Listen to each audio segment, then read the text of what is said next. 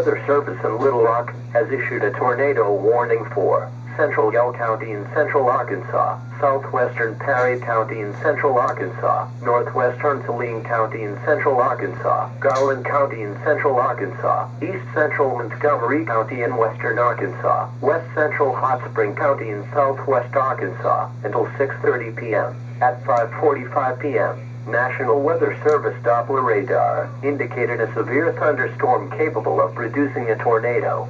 This severe storm was located 5 miles northeast of Myers, or 7 miles west of Piney.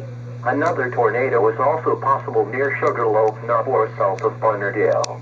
Doppler radar showed this severe storm moving northeast at 40 miles per hour. Locations in the path of this dangerous storm include Piney, Rockwell, Lake Washita, Lake Hamilton, Hot Springs, Nimrod Lake, Mountain Pine, Myers, Lofton, Green Landing Recreation Area, Lake Winona, Lake Washita State Park, Lake Lago, Lake Coronado, Lake Balboa, Jesseville, Hot Springs Village, Hot Springs and ATL Park.